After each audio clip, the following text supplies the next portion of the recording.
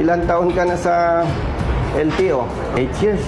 Para hindi masayang ang oras natin, with respect sa iyo, Director, ako na lang magkukwento kasi may ebidensya naman. Si Ryder nahuli ng enforcer natin, Mr. Villegas. At according to him, binilugan ni Mr. Villegas yung year model 2022. Director, para walang kalituhan, simplihan na lang po natin. Rehistrado ang motorsiklo ng 3 years. 2023 plus 3, 24, 25, 26.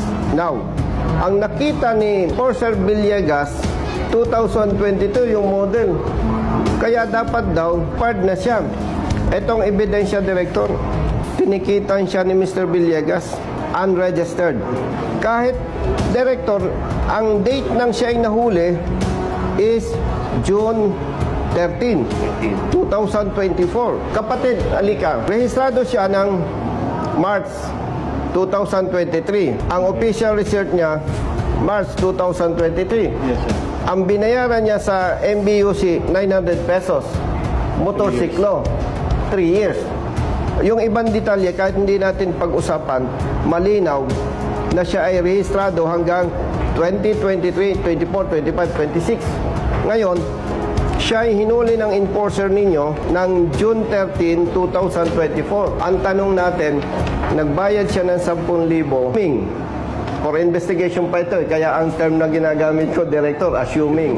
Assuming, after the investigation, na nakita, mali ang apprehension, ay ang rider nagbayad na ng 10,000. What will be your recommendation, Director? Bakit niya binayaran? Siyempre, mas marunong ako sa kanya. No?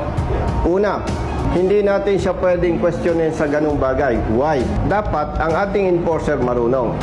Hindi natin pwedeng i-expect na ang motorista ay marunong kaysa enforcer. So, dahil nagtitiwala siya na tama ang huli, nagbayad siya. Okay. Now, in-advise sa nung kasama, nung may-ari ng motorsiklo, mali yan. Tumawag ka kay Congressman Busita. So, we evaluated the documents. Uy, mali nga. Huwag nating ipasa yung bola, Director, sa motorista.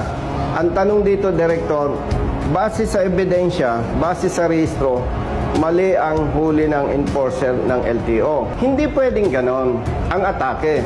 Kasi, Director, pag ganon ang atake, walang public service doon. Why? For so many times, naipakita natin, there are personnel of LTO, hindi alam yung tamang pagpapatupad ng batas. Ano pang i-expect natin sa motorista? Gusto ba nating sabihin, ay marami kaming enforcer na hindi marunong, dapat ang motorista marunong? No. Ang usapin na lang dito, Director, simplihan natin sa ngalan ng public service. Tama o mali ang huli? Ganito, the law enforcer, just like you, when you're still in the people group, in the performance of your duty, you enjoy the presumption of regularity in the performance of duty. Pero hindi yan, absolute. Yeah, that's correct. Hindi yan absolute. That Presumption lang. Regularity in the performance of duty is a presumption. Presumption. Who will rebut that presumption now? Yes, that's why, kaya nandito kami. Maging patas tayo in the name of service, Director. Kung yung enforcer natin hindi marunong, what can we expect from the motorist? Now, meron tayong advokasya. Dumulog sa opisina. And we evaluated the documents. And we found out na mali nga ang panguhuli. So, wag na natin pahabain, Director. Simplihan na lang natin. Sa ngalan ng public service, mali ang huli. Ngayon, nagbayad siya ng 10,000. There is no a protest after the case was settled and paid and fine paid. So, ngayon, titingnan natin ngayon kung tama ba yung apprehension. Exactly. That is now your point, Congressman. We will look now into the question whether or not the apprehension is correct. But insofar as the adjudication is concerned, since the rented driver did not contest the apprehension, instead, he admitted the offense. Huwag tayo doon, Director. Considering na nagbayad, you presume na ina-admit niya. Ang sinasabi ko nga, Director, Kung ang enforcers ninyo, even district officers, marami ko nang napatunayan, hindi marunong magpatupad ng batas. What can we expect from the motorists? Now, kalimutan na natin yung issue na yon. What is the remedy? Ngayon, kaya ni-request ko kay Director, iharap yung competent personnel. Kasi, hindi ko i-advise sa kanya na mag-file ka ng contest, attend ka ng hearing, balik ka, dahil sa current system ng LTO, Director, absent siya sa trabaho, attend siya hearing, absent siya pag for the resolution. After you find out na mali ang apprehension, cancel ang huli. Ay di, yung absences niya sa trabaho, hindi naman binabayaran. O, bakit ko i-advise na mag-contest pa?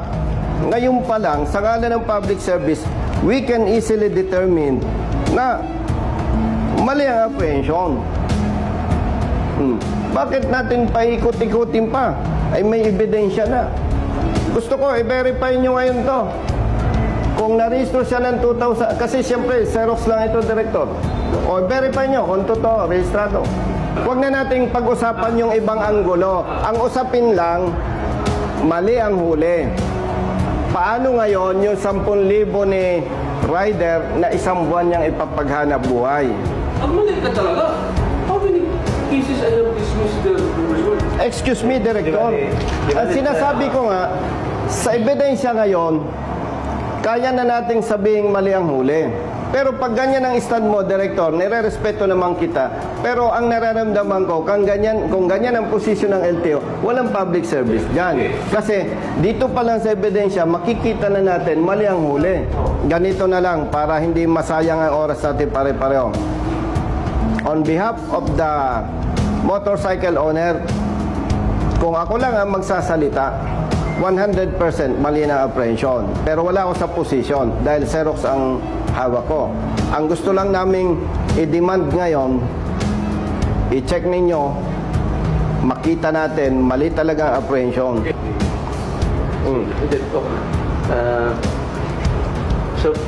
Anong verification result? 3 years. Oh, 3 years. Hindi siya mark, sir, over. Okay. Oh. So, 3 years siya. 3 years siyang rehistrado, brother, enforcer, 3 years siya. Definitely, as per verification of the concerned staff, na ito ay rehistrado ng 3 years, mali ang apprehension. Alam natin, pag naipasok sa kaba ng bayan, hindi katulad yan sa restaurant. Pag napasobrang bayad mo, withdraw mo na. Tama po ba? Yes, sir. Ngayon, bilang advokasya ito, hindi ko ito i-sacrifice. Babayaran ko ito ng 10,000. Isa lang ang request ko. Imbestigahan nyo, and we expect corresponding administrative sanction against your enforcer. Kasi, kaya ang mga enforcers, even police personnel, police officers, local enforcers, district officers, kaya malalakas ang loob gumawa ng mali eh. Cancel lang naman ang huli. Wala man namang administrative sanction. Brother Jerry, bigay mo yung 10,000 niya. And by the way, director, Yes. number 1, please address immediately cancellation of apprehension kasi may equivalent demerits ito.